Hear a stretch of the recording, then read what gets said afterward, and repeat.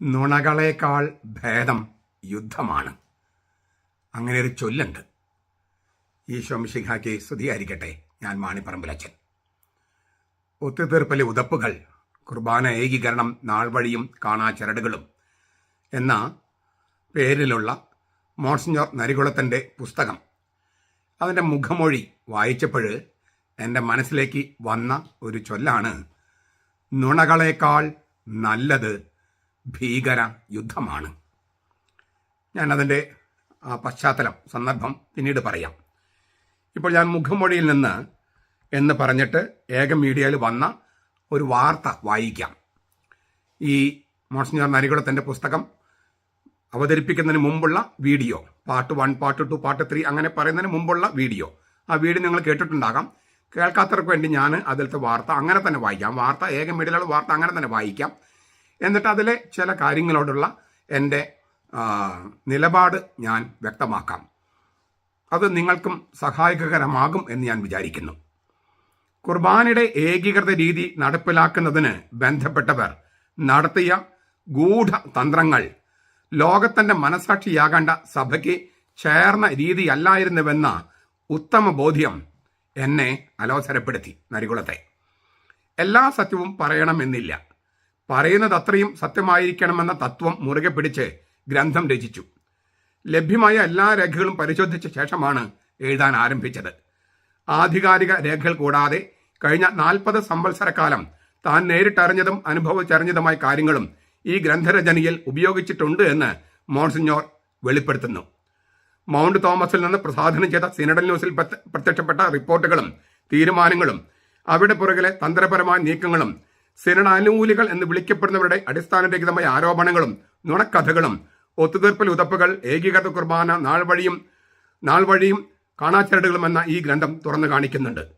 ഈ തുറന്നെഴുത്ത് എന്ത് മാറ്റമാണ് സഭയിൽ വരുത്താൻ പോകുന്നതെന്നാണ് ഗ്രന്ഥകർത്താവിന്റെ പ്രതീക്ഷയെന്ന് അദ്ദേഹം പങ്കുവെക്കുന്നുണ്ട്.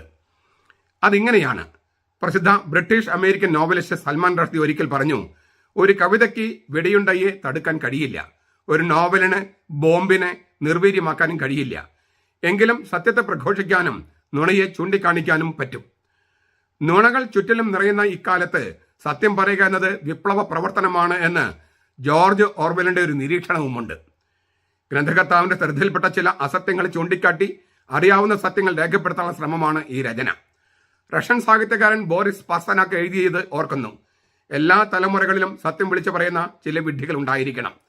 സത്യം ആളുകൾ വിശ്വസിച്ചാലും ഇല്ലെങ്കിലും അത് സത്യമായി തന്നെ നിലനിൽക്കും. അതുകൊണ്ടാണ് ശ്രീബുദ്ധൻ പറഞ്ഞത്, സൂര്യൻ, ചന്ദ്രൻ, സത്യം ഇവയെ ഒരിക്കലും മറച്ചു വെക്കാൻ കഴിയില്ലെന്ന്. സത്യം പറയുന്നത് ബഹുമാനത്തോടും സൗമ്യമായും ആയിരിക്കണമെന്നാണ് പ്രമാണം. വിശേഷിച്ച് വിവാദ വിഷയങ്ങൾ അവതരിപ്പിക്കുമ്പോൾ സത്യം സ്നേഹത്തോടും ദയോടും കൂടെ പറയണമെന്ന് ഗാന്ധിജി അനുശാസിക്കുന്നു. മറിച്ചായാൽ സത്യം തിരസ്കരിക്കപ്പെട്ടേക്കാം. ഇക്കാര്യം പാലിക്കാൻ കഴിഞ്ഞിട്ടുണ്ടോ എന്ന് അറിയില്ല. അക്കാര്യം അനുവാദികർക്ക് വിടുന്നുവെന്ന് ചൂണ്ടിക്കാണിച്ചുകൊണ്ടാണ് ഈ പുസ്തകത്തിന്റെ മുഖമൊഴി അവസാനിക്കുന്നത്.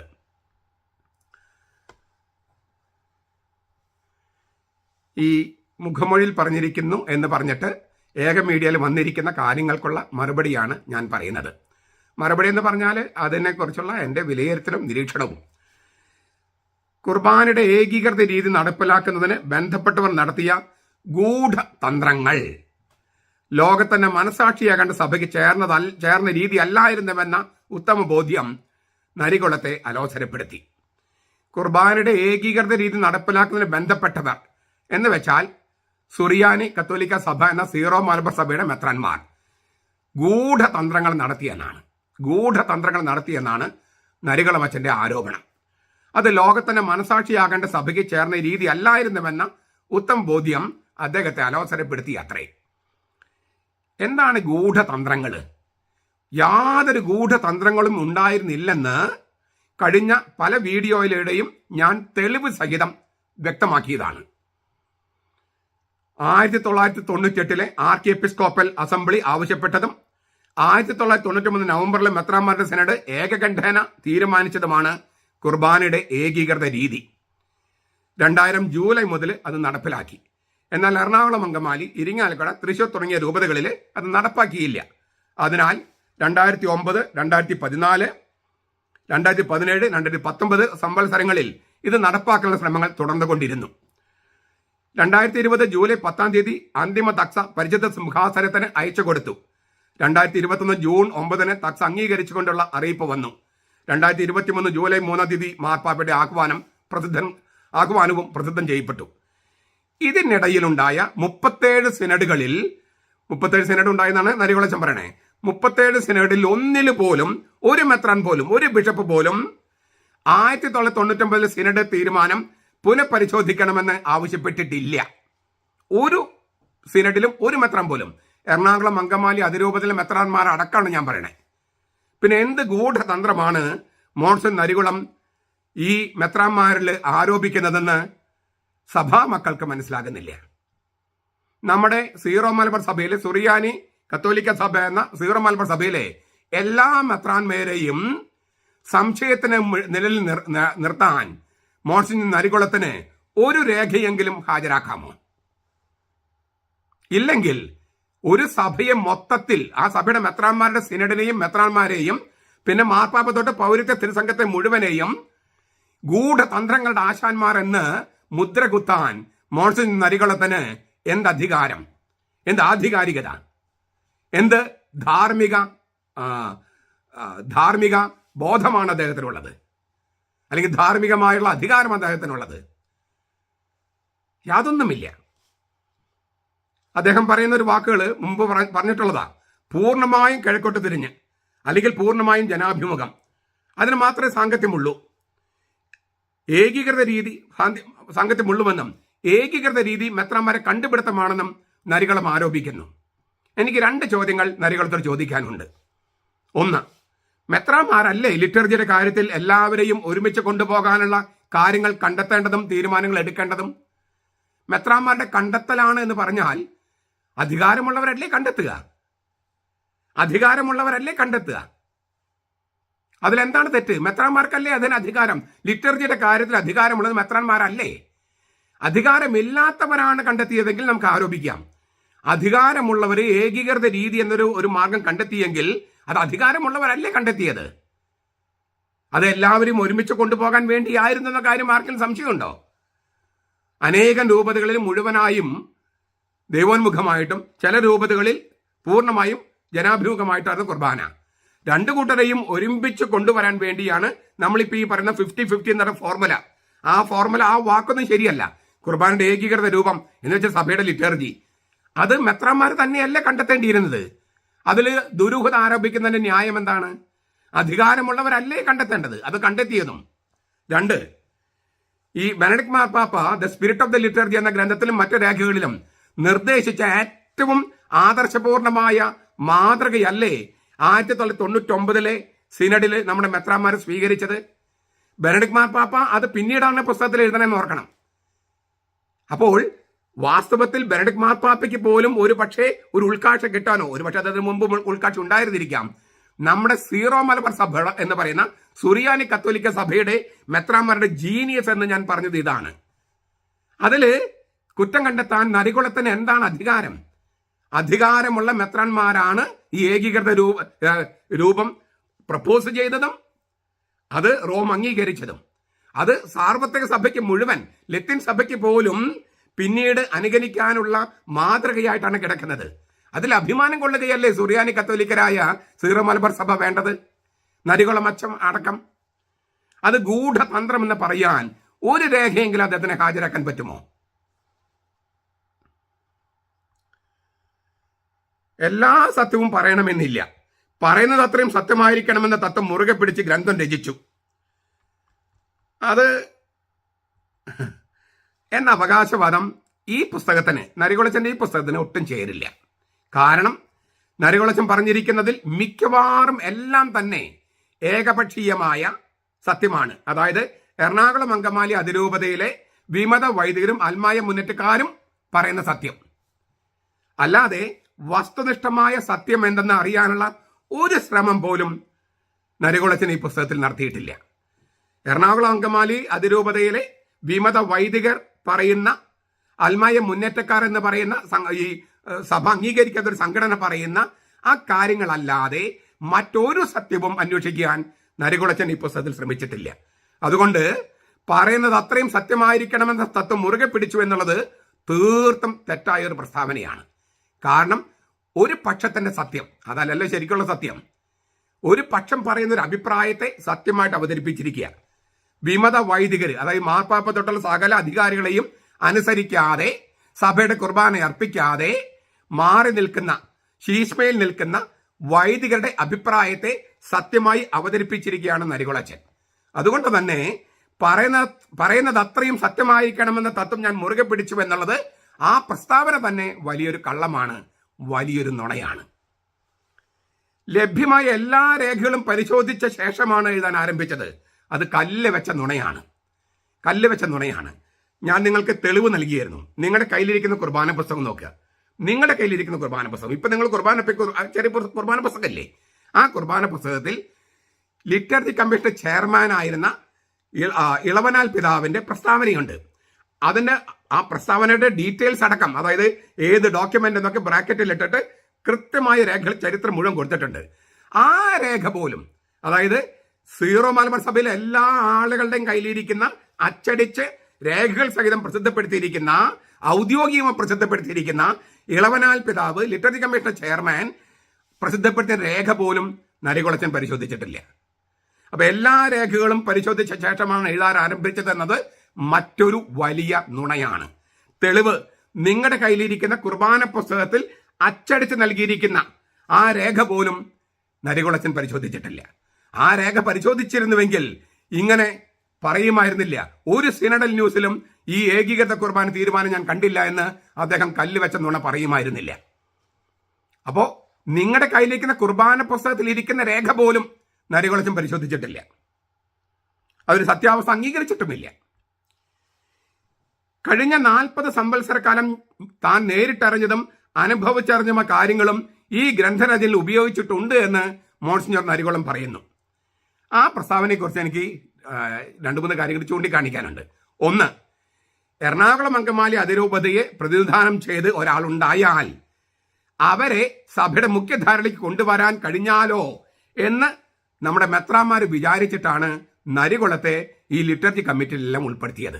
ഈ കഴിഞ്ഞ 40 വർഷം അങ്ങനെ ഉൾപ്പെടുത്തിയതിന് കാരണം എറണാകുളം അങ്കമാലി അതിരൂപതയെ പ്രതിനിധാനം ചെയ്യുന്ന ഒരാൾ ഉണ്ടാകട്ടെ, അപ്പൊ അവരെ മുഖ്യധാരയിലേക്ക് കൊണ്ടുവരാലോ എന്ന് വിചാരിച്ചിട്ടാണ്. അല്ലാതെ നരികുളത്തിന് ലിറ്റർജിയെ കുറിച്ച് എന്തെങ്കിലും ആധികാരികമായി പറയാൻ അധികാരമുണ്ടായിട്ടല്ല. ഡോക്ടറേറ്റ് ഉള്ളത് കൊണ്ട് ആർക്കും അറിവുണ്ടാകണമെന്നില്ല. അറിവിന്റെ മാനദണ്ഡം ഡോക്ടറേറ്റ് അല്ല. ഞാൻ എൻ്റെ ഒരു ഉദാഹരണം പറഞ്ഞാൽ നിങ്ങൾക്ക് ആത്മപ്രശംസ തോന്നരുത്.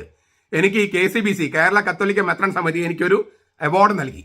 1997 മങ്കുഴിക്കരി പിതാവിന്റെ പേരിലുള്ള അവാർഡ് 1998 എനിക്ക് നൽകിയത്. 97 അവാർഡ് 1997. അന്ന് എനിക്ക് വൈദികൻ എന്ന ഒരു എന്താ പറയുക അഭിഷേകമല്ലാതെ എനിക്ക് മാസ്റ്റേഴ്സ് ഡിഗ്രിയോ ഡോക്ടറേറ്റോ ഉണ്ടായിരുന്നില്ല. കേരളത്തിലെ ആദ്യത്തെ കത്തോലിക്ക ബൈബിൾ വിജ്ഞാന കോശം അടക്കം അത് ഞാൻ സെമിനാറിലായപ്പോൾ എഴുതി.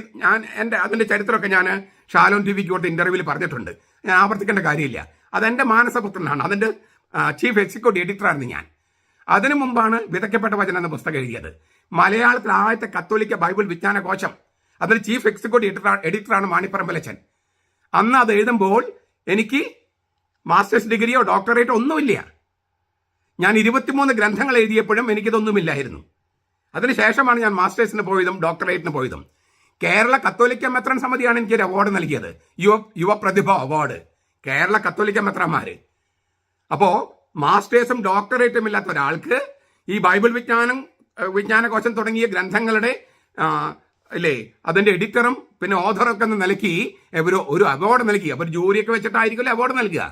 അപ്പോൾ എനിക്ക് മാസ്റ്റേഴ്സും ഡോക്ടറേറ്റും ഇല്ലാതെയും ഒരു യുവ പ്രതിഭ അവാർഡ് എന്ന് പറഞ്ഞിട്ട് കേരള കത്തോലിക്ക മെത്രാന്മാർ തന്നെ അവാർഡ് നൽകിയെങ്കിൽ അറിവിന്റെ മാനദണ്ഡം ഡോക്ടറേറ്റ് ആണോ? അല്ലല്ലോ. എനിക്ക് അറിവുണ്ടെന്ന് ഞാൻ അവകാശപ്പെടുകയല്ല. ആ ഡോക്ടറേറ്റ് ഉണ്ടായത് കൊണ്ട് മാത്രം അറിവുണ്ടാവില്ല എന്ന് പറഞ്ഞതാണ്. പിന്നെ എന്തിനാണ് നരികുളത്ത് ഉൾപ്പെടുത്തിയത്? അദ്ദേഹത്തെ ഉൾപ്പെടുത്തിയത് ആ ഒരു പ്രാദേശിക ഒരു സന്തുലിതാവസ്ഥ വേണമല്ലോ. എറണാകുളം, അങ്കമാലി, ഇരിങ്ങാലക്കുട, തൃശ്ശൂരൊക്കെ ഏതാണ്ട് ഒരേപോലെ നിന്നവരാണ്. അപ്പൊ അവരെ കൂടി മുഖ്യധാരയിലേക്ക് കൊണ്ടുവരാൻ വേണ്ടിയാണ് നരികുളത്ത് ഉൾപ്പെടുത്തിയത്. അല്ലാതെ ലിറ്റർജിയുടെ കാര്യത്തിൽ എന്തെങ്കിലും സർഗാത്മക കൺട്രിബ്യൂഷൻ അദ്ദേഹം നടത്തിയിട്ടില്ല. അതാണ് എനിക്ക് രണ്ടാമത് പറയാനുള്ളതും. അതായത് ഈ സുറിയാനി കത്തോലിക്ക സഭ എന്നാണ് സീറോ മലബാർ സഭയുടെ അർത്ഥം. ആ സുറിയാനി കത്തോലിക്ക സഭയുടെ ഏതെങ്കിലും തനതായ പാരമ്പര്യമോ ഏതെങ്കിലും അതുല്യമായ സംഗതിയോ ഈ കുർബാനിൽ വേണമെന്ന് ഒരിക്കൽ പോലും ഒരു മീറ്റിംഗിൽ പോലും നരികുളം പറഞ്ഞിട്ടില്ല. പിന്നെ എന്താണ് നരികുളം പറഞ്ഞുകൊണ്ടിരുന്നത് ഈ മീറ്റിങ്ങിലൊക്കെ? ഈ തനതായ പാരമ്പര്യത്തിന് വ്യതിചലിക്കാൻ പറ്റിയ സംഗതികൾ വേണം. കുരിശ് വരച്ചുകൊണ്ട് കുർബാന ആരംഭിക്കണം, ദേവാലയം വരി പാടില്ല, വലത്തുനിന്ന് ഇടത്തോട്ടല്ല ഇടത്തുനിന്ന് വലത്തോട്ട് കുരിശ് വരയ്ക്കണം, മണി അടിക്കണം, ഇങ്ങനെയുള്ള കുറെ സംഗതികൾ, അതായത് സുറിയാനി പാരമ്പര്യത്തിൽ ഇല്ലാത്ത സംഗതികൾ കൂട്ടിച്ചേർക്കണമെന്ന വാശിയല്ലാതെ മറ്റൊരു കാര്യവും നരികുളച്ചൻ ഈ 40 കൊല്ലം മീറ്റിംഗിലും പറഞ്ഞിട്ടില്ല.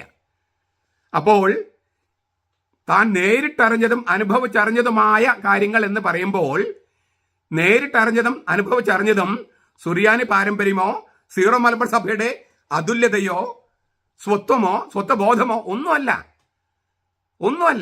അതിൽ കൂട്ടിച്ചേർക്കൽ വരുത്താൻ, ആ വൈദേശികമായ കൂട്ടിച്ചേർക്കൽ നടത്താനുള്ള പിടിവാശി അല്ലാതെ നരികുളച്ചൻ യാതൊന്നും പറഞ്ഞിട്ടില്ല. അപ്പൊ എന്താണ് ഈ നേരിട്ടറിഞ്ഞത്? എന്താണ് ഈ അനുഭവിച്ചറിഞ്ഞത്? ഞാനൊരു പിടിവാശിയുമായിട്ട് വന്നിരുന്നാൽ എന്ത് അനുഭവം എനിക്കുണ്ടാകുക? എത്ര നേരിട്ടറിഞ്ഞാലും. ഞാനൊരു ദുർവാശിയും മർക്കടമുഷ്ടിയും മറ്റും വന്നിരുന്നാൽ എന്താണ് എനിക്ക് അനുഭവിച്ചറിയാൻ കഴിയുക? തുറന്ന ഹൃദയമില്ലെങ്കിൽ, മനസ്സ് തുറക്കുന്നില്ലെങ്കിൽ എന്താണ് അനുഭവിച്ചറിയാൻ കഴിയുക? യാതൊന്നും പറ്റില്ല. ഞാൻ പറഞ്ഞല്ലോ, മുമ്പ് പറഞ്ഞിട്ടുണ്ട്, കർത്താവിന്റെ കൂടെ യൂദാസ് ആയിരുന്ന പോലെയാണ് ഈ ലിറ്റർജി കമ്മിറ്റി മീറ്റിംഗിൽ നരികുളം ആയിരുന്നത്. എന്തേ കർത്താവിന്റെ കൂടെ യൂദാസ് ആയിട്ടും ആ സ്നേഹം തിരിച്ചറിയാനോ ആ മനസ്സ് തിരിച്ചറിയാനോ യൂദാസിന് കഴിഞ്ഞില്ല? എന്തേ? യേശുവിനെ കുറിച്ച് ഒരു മുൻവിധിയോട് കൂടിയാണ് ഇരിക്കുന്നത് യൂദാസ്. നരികുളച്ചൻ ഈ ലിറ്റർജി കമ്മിറ്റിയിൽ ഒരു മുൻവിധിയോട് കൂടിയാണ് 40 കൊല്ലവും ഇരുന്നിട്ടുള്ളത്. യൂദാസ് 3 കൊല്ലം കർത്താവിന്റെ കൂടെ അങ്ങനെ ഇരുന്നുള്ളൂ. കർത്താവ് പറഞ്ഞു, നീ എഴുന്നേറ്റ് പോ, നീ വേഗം പോ എന്നാ പറഞ്ഞത്. മറ്റുള്ളവരെ കൂടി വലിച്ച് ഈ തിന്മയിലേക്ക് നയിക്കാതെ, ഒറ്റക്കൊടുക്കുന്നതിലേക്ക് നയിക്കാതെ നീ എഴുന്നേറ്റ് പോ. ഇത് പ്രകാശത്തിന്റെ മേശയാണ്, അന്ധകാരത്തിന് ആൾക്കാർ ഇവിടെ ഇരിക്കരുതെന്ന കർത്താവ് പറഞ്ഞേ. നരികുളച്ചന് ചേരും അത്. ഈ 40 വർഷവും ഈ സെൻട്രൽ ലിറ്റർജിക്കൽ കമ്മിറ്റിയിലും മറ്റും പോയിരുന്നത് മനസ്സ് തുറന്നിട്ടല്ല. സുറിയാനി പാരമ്പര്യത്തോട് അല്പം പോലും സ്നേഹമോ ആദരവോ ബഹുമാനമോ ഉണ്ടായിട്ടല്ല. തങ്ങളുടെ പിടിവാശി അടിച്ചേൽപ്പിക്കാൻ പറ്റിയ ഒരു വേദിയായിട്ടാണ് അദ്ദേഹം അതിനെ കണ്ടത്. മൗണ്ട് സെന്റ് തോമസിൽ നിന്ന് പ്രസാദനം ചെയ്ത സിനഡൽ ന്യൂസിൽ പ്രത്യക്ഷപ്പെട്ട റിപ്പോർട്ടുകളും തീരുമാനങ്ങളും അവയുടെ പുറകിലെ തന്ത്രപരമായ നീക്കങ്ങളും സിനഡാനുകൂലികൾ എന്ന് വിളിക്കുന്നവരുടെ അടിസ്ഥാനപരമായ ആരോപണങ്ങളും നുണക്കഥകളും ഒത്തുതീർപ്പിലെ ഉതപ്പുകൾ എന്ന ഈ ഗ്രന്ഥം തുറന്നു കാണിക്കുന്നുണ്ട്. സിനഡൽ ന്യൂസ് എല്ലാം പരിശോധിച്ചു എന്നാണ് നരികുളച്ചന്റെ അവകാശവാദം. പക്ഷെ അതിനകത്ത് മനഃപൂർവ്വം വിട്ടുകളഞ്ഞൊരു കാര്യമുണ്ട്. ഞാൻ ഞാൻ സൂചിപ്പിച്ചായിരുന്നു. കുർബാനയുടെ ഏകീകൃത രൂപം വേണമെന്ന് 1991 മെത്രാന്മാരുടെ സിനഡിന്റെ തീരുമാനം പുനഃപരിശോധിക്കണമെന്ന് ഒരു ബിഷപ്പും ഒരിക്കലും ആവശ്യപ്പെട്ടിട്ടില്ല. അത് നടപ്പാക്കുന്നതിൽ 3 രൂപതകൾ കുറ്റകരമായി അനാസ്ഥ കാണിച്ചുവെന്ന് മാത്രം. അതിനാൽ 1990 പാളിപ്പോയ തീരുമാനമാണെന്ന് നരികുളം ആരോപിക്കുന്നത് ശുദ്ധ കള്ളത്തരമാണ്. പാളിപ്പോയ തീരുമാനമായിരുന്നെങ്കിൽ അത് പുനഃപരിശോധിക്കാൻ പിന്നീട് വന്ന മെത്രാന്മാർക്ക് ആവശ്യപ്പെടാമായിരുന്നല്ലോ. അതുണ്ടായിട്ടില്ല. 37 സിനഡുകളിലും ഒരു മെത്രാൻ പോലും അക്കാര്യം ആവശ്യപ്പെട്ടിട്ടില്ല. എറണാകുളം, അങ്കമാലി അതിരൂപതയുള്ള മെത്രാന്മാരടക്കമാണ് ഞാൻ പറയുന്നത്. അപ്പോൾ തന്ത്രപരമായ നീക്കങ്ങൾ എന്ന് പറയുന്നതിന്റെ, അങ്ങനെ പറഞ്ഞ് നമ്മുടെ മെത്രാന്മാരെ മുഴുവൻ സംശയത്തിന്റെ മുനയിൽ നിർത്തുന്നത് നരികുളം പോലെ ഒരു സീനിയർ വൈദികന് ചേർന്നതാണോ? മാത്രമല്ല, അദ്ദേഹം പറയുന്നത് 40 വർഷം ഞാൻ ഇതിന്റെ ഉള്ളിലുണ്ടായിരുന്നു. അങ്ങനെ ഉള്ളിലുണ്ടായിരുന്ന ഒരാൾക്ക് ഇങ്ങനെയൊക്കെ വൃത്തികേടുകളും കള്ളത്തരങ്ങളും പറയാൻ ഒരു ഉളുപ്പും തോന്നണില്ലേ? ഈ തുറന്നെഴുത്ത് എന്ത് മാറ്റമാണ് സഭയിൽ വരുത്താൻ പോകുന്നതെന്നാണ് ഗ്രന്ഥകർത്താവിന്റെ പ്രതീക്ഷയെന്ന് അദ്ദേഹം പങ്കുവെക്കുന്നുണ്ട്. അതിങ്ങനെയാണ്. പ്രസിദ്ധ ബ്രിട്ടീഷ് അമേരിക്കൻ നോവലിസ്റ്റ് സൽമാൻ റഷ്ദി ഒരിക്കൽ പറഞ്ഞു, ഒരു കവിതയ്ക്ക് ഒരു വെടിയുണ്ടയെ തടുക്കാൻ കഴിയില്ല, ഒരു നോവലിന് ബോംബിനെ നിർവീര്യമാക്കാനും കഴിയില്ല, എങ്കിലും സത്യം പ്രഘോഷിക്കാനും നുണ ചൂണ്ടിക്കാണിക്കാനും പറ്റും. ഇതേ സൽമാൻ റഷ്ദി പറഞ്ഞ വേറൊരു കാര്യം കൂടി ഞാൻ പറയാം. ഈ സത്യം നുണ സാഹിത്യം എന്നൊരു രചനയുണ്ട് ഈ സൽമാൻ റഷ്ദിയാണ് നരികുളച്ചൻ കോട്ട് ചെയ്യണേ. അപ്പൊ ഞാൻ അദ്ദേഹത്തിന്റെ പുസ്തകത്തിൽ നിന്ന് കോട്ട് ചെയ്യാലോ. സത്യം നുണ സാഹിത്യം എന്ന് പറഞ്ഞ ഒരു രചനയുണ്ട്. അതിനകത്ത് സൽമാൻ റഷ്ദി പറയാണ്, സ്വന്തം നേട്ടത്തിനായി അതായത് സ്വാർത്ഥപരമായി ലക്ഷ്യം നേടാനായി മെനഞ്ഞെടുക്കുന്ന വ്യാജങ്ങളെ വസ്തുതകളായി അവതരിപ്പിക്കുന്നതാണ് ഞാൻ ചുറ്റിലും കാണുന്നത്. സ്വന്തം നേട്ടത്തിനായി സ്വാർത്ഥപരമായി ലക്ഷ്യം നേടിയെടുക്കാനായി മെനഞ്ഞെടുക്കുന്ന വ്യാജങ്ങളെ, നുണകളെ വസ്തുതകളായി അവതരിപ്പിക്കുന്നതാണ് ഞാൻ ചുറ്റിലും കാണുന്നത്. ഇതും സൽമാൻ റഷ്ദി പറഞ്ഞതാ.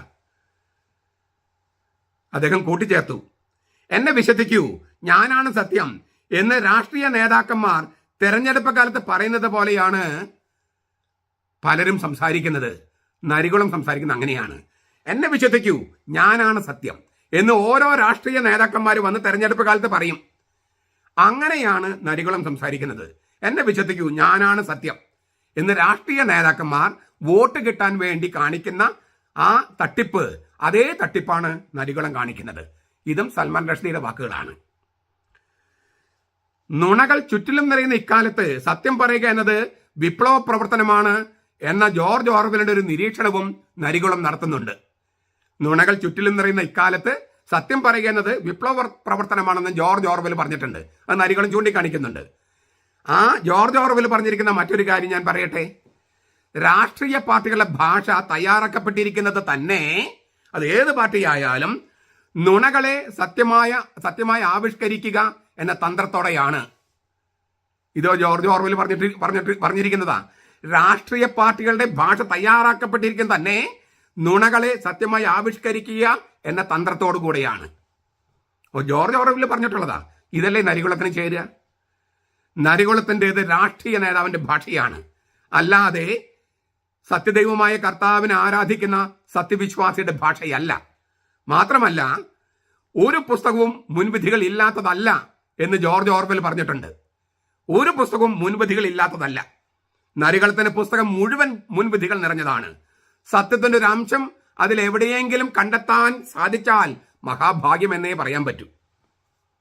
മുഴുവൻ മുൻവിധികൾ നിറഞ്ഞതാണ് നരികുളച്ചന്റെ പുസ്തകം. ഈ ഒത്തുതീർപ്പുകളുടെ ഉതപ്പുകൾ, അതിൽ സത്യത്തിന്റെ അംശം അവിടെ എവിടെയെങ്കിലും കണ്ടാൽ മഹാഭാഗ്യം എന്നേ പറയാൻ പറ്റൂ. ഗ്രന്ഥകർത്താവിന്റെ ശ്രദ്ധയിൽപ്പെടുത്തിയ അസത്യങ്ങൾ ചൂണ്ടിക്കാട്ടി അറിയാവുന്ന സത്യങ്ങൾ രേഖപ്പെടുത്താൻ ശ്രമമാണ് ഈ രചന. അത് നരികുളച്ചന്റെ പ്രസ്താവനയാണ്. റഷ്യൻ സാഹിത്യകാരൻ ബോറിസ് പാസ്റ്റർനാക്ക് എഴുതിയത് ഓർക്കുന്നു. എല്ലാ തലമുറകളിലും സത്യം വിളിച്ചു പറയുന്ന ചില വിഡ്ഢികൾ ഉണ്ടായിരിക്കണം. സത്യം വിളിച്ചു പറയുന്ന വിഡ്ഢിയാണ് താൻ എന്നാണ് നരികുളം പറയുന്നത്. ഈ ബോറിസ് പാസ്റ്റർനാക്കിന്റെ ഏറ്റവും പ്രസിദ്ധമായ നോവലാണ് ഡോക്ടർ റിവാഗോ.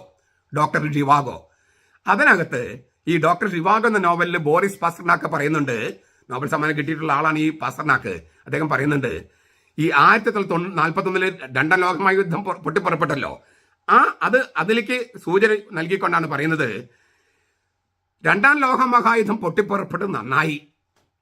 ബോറിസ് പാസ്റ്റർനാക്ക് പറയാ, രണ്ടാം ലോകമഹായുദ്ധം പൊട്ടിപ്പുറപ്പെട്ടത് നന്നായി. കാരണം അക്കാലത്ത് പ്രചരിപ്പിക്കപ്പെട്ടിരുന്ന നുണകളുടെ ഭീകരതയേക്കാൾ കുറവായിരുന്നു രണ്ടാം ലോകമഹായുദ്ധത്തിന്റെ ഭീകരത. അക്കാലത്ത് പ്രചരിപ്പിക്കപ്പെട്ടിരുന്ന നുണകളുടെ ഭീകരതയേക്കാൾ കുറവായിരുന്നു രണ്ടാം ലോകമഹായുദ്ധത്തിന്റെ ഭീകരതയും അപകടവും. നരികുളമച്ചൻ പ്രചരിപ്പിക്കുന്ന നുണകളുടെ ഭീകരതയേക്കാൾ കുറവാണ് ഏത് യുദ്ധവും സൃഷ്ടിക്കുന്ന ഭീകരതയും അപകടവും. നരികുളച്ചൻ പ്രചരിപ്പിക്കുന്ന നുണകളുടെ ഭീകരതയേക്കാൾ കുറവാണ് യുദ്ധത്തിന്റെ ഭീകരത. ഇതുകൊണ്ട് ഞാൻ തുടക്കത്തിൽ പറഞ്ഞത്, നുണകളേക്കാൾ ഭേദം യുദ്ധങ്ങളാണ്. നുണകളേക്കാൾ ഭേദം യുദ്ധങ്ങളാണ്. നരികുളത്തിന് വളരെയധികം ചേരും ഇത്. ഇപ്പൊ നമ്മുടെ പത്രങ്ങളിലും മറ്റും ഫാക്ട് ചെക്ക് എന്ന് പറഞ്ഞിട്ടൊരു കോളമുണ്ട്. ഫാക്ട് ചെക്ക്, അതായത് പ്രചരിക്കുന്ന വാർത്തകൾ സത്യമാണോ എന്ന് ക്രോസ് ചെക്ക് ചെയ്യാനുള്ളൊരു പരിപാടി. അതിന് സോഫ്റ്റ്വെയർ ഒക്കെ ഉണ്ട്. മോദി അങ്ങനെ പറഞ്ഞു, രാഹുൽ ഇങ്ങനെ പറഞ്ഞു, പ്രിയങ്ക അങ്ങനെ പറഞ്ഞു, പിണറായി ഇങ്ങനെ പറഞ്ഞു, അങ്ങനെ നമ്മുടെ പിതാക്കന്മാർ അങ്ങനെ പറഞ്ഞു, ഇങ്ങനെ പറഞ്ഞതെല്ലാം ഒരുപാട് വാർത്തകൾ ഈ സമൂഹ മാധ്യമങ്ങളിലും അല്ലാതെയൊക്കെ പ്രചരിക്കുന്നുണ്ട്. അപ്പം അങ്ങനെ അവർ പറഞ്ഞിട്ടുണ്ടോ ഇല്ലയോ എന്ന് ചെക്ക് ചെയ്യാനുള്ള, ക്രോസ് ചെക്ക് ചെയ്യാനുള്ള സംവിധാനമാണ് ഫാക്ട് ചെക്ക്. അതിനുള്ള ആപ്പുകളുണ്ട്, അതിനുള്ള സംവിധാനങ്ങൾ ഈ സോഷ്യൽ പ്ലാറ്റ്ഫോം ഒരുക്കുന്നവർ സംവിധാനം ചെയ്തിട്ടുണ്ട്. അതിൻ്റെ സോഫ്റ്റ്വെയർ ഒക്കെ ഉണ്ടെന്നാണ് എൻ്റെ അറിവ്. ഇങ്ങനെ നരികുളച്ചന്റെ പുസ്തകത്തിൽ ഓരോ വരികളും നുണ പരിശോധനയ്ക്ക് വിധേയമാക്കേണ്ടി വരുന്നു. അതായത് ക്രോസ് ചെക്ക് ചെയ്ത് ഫാക്ട് ചെക്ക് വേണം. ഇത് ശരിയാണോ എന്ന് ചെയ്യേണ്ടി വരും. കാരണം സത്യത്തിന്റെ അംശം വളരെ കുറവാണ് ഈ നരികുളച്ചന്റെ ഈ പുസ്തകത്തിനകത്ത്. അപ്പോൾ ഓരോ വരികളും നുണപരിശോധനയ്ക്ക് വിധേയമാക്കേണ്ടി വരുന്നു. നരികുളച്ചന്റെ പുസ്തകത്തിലെ പ്രസ്താവനകൾ എല്ലാം സംശയത്തിന്റെ നിഴലിലാണ്. കാരണം ഇത് സത്യമാണെന്ന് ചോദിക്കേണ്ടി വരുന്നു. ഫാക്ട് ചെക്ക് ചെയ്യുന്ന ഒരു ആപ്പ് ഡൗൺലോഡ് ചെയ്യുകയോ അതിനൊരു സോഫ്റ്റ്വെയർ ഒക്കെ എടുത്ത് ഈ പുസ്തകത്തിൽ ഓരോ വരികളും പരിശോധിച്ചിട്ട് അത് സത്യമാണെന്ന് പരിശോധിക്കേണ്ടി വരുന്ന അത്രമാത്രം കള്ളങ്ങളാണ് ഈ പുസ്തകത്തിനകത്ത് എഴുതി വെച്ചിരിക്കുന്നത് മുഴുവൻ. ഞാനിത് വെറുതെ പറയാമെന്ന് നിങ്ങൾക്ക് മനസ്സിലാകുമല്ലോ. ഞാൻ തെളിവുകൾ സഹിതമാണ് നിങ്ങളുടെ മുമ്പിലേക്ക് അവതരിപ്പിക്കുന്നത്. ഇനി അദ്ദേഹത്തിന്റെ വാക്കുകൾ നരികുളം. സത്യമാളുകൾ വിശ്വസിച്ചാലും ഇല്ലെങ്കിലും അത് സത്യമായി തന്നെ നിലനിൽക്കും. അതുകൊണ്ടാണ് ശ്രീബുദ്ധൻ പറഞ്ഞത് സൂര്യൻ, ചന്ദ്രൻ, സത്യം ഇവയെ ഒരിക്കലും മറച്ചു വെക്കാൻ കഴിയില്ലെന്ന്. മോൺസിൻ നരികുളം പറയുന്നതാണ് അതിന്റെ മുഖമൊഴിയിൽ. അതേ മോൺസിൻ നരികുളം, നിങ്ങൾക്ക് സത്യം മൂടിവെക്കാൻ കഴിയില്ല. ഞാൻ ആവർത്തിക്കുന്നു, ഈ പുസ്തകം എഴുതിയത് വളരെ നന്നായി. അങ്ങ് അവതരിപ്പിച്ച നുണകളും അർദ്ധസത്യങ്ങളും കണ്ടപ്പോൾ യഥാർത്ഥ സത്യം തേടിപ്പോകാൻ ഞങ്ങളെപ്പോലുള്ളവർക്കും സാധാരണ വിശ്വാസികൾക്കും അതൊരു കാരണമായി. അങ്ങനെ നുണകളും അർദ്ധസത്യങ്ങൾ എഴുതി വെച്ചിരിക്കുകയാണല്ലോ. അപ്പൊ സത്യം തേടിപ്പോകാൻ എന്നെപ്പോലുള്ളവർക്കും എന്നെപ്പോലുള്ള ആയിരക്കണക്കിന് ആളുകൾക്കും സത്യം തേടിപ്പോകാൻ അത് പ്രചോദനമായി.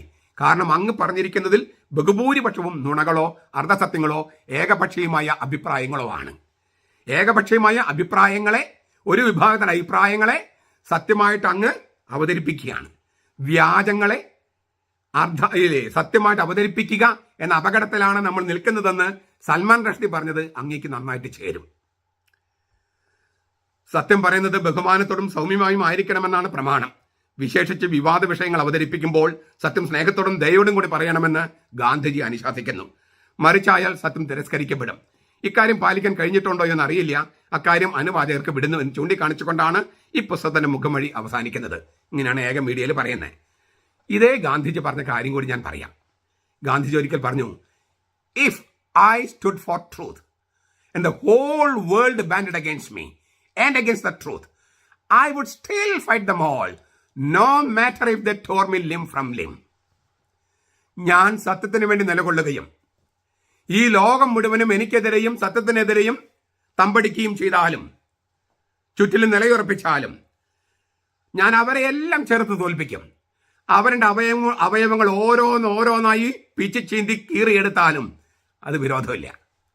ഞാൻ ആവർത്തിക്കുക, if I stood for truth and the whole world banded against me and against the truth I would still fight them all, no matter if they tore me limb from limb. ഞാൻ സത്യത്തിന് വേണ്ടി നിലകൊള്ളുകയും ഈ ലോകം മുഴുവനും എനിക്കെതിരെയും സത്യത്തിനെതിരെയും തമ്പടിക്കുകയും ചെയ്താലും അവരെല്ലാം ഞാൻ പൊരുതി തോൽപ്പിക്കും, ചെറുത്ത് തോൽപ്പിക്കും.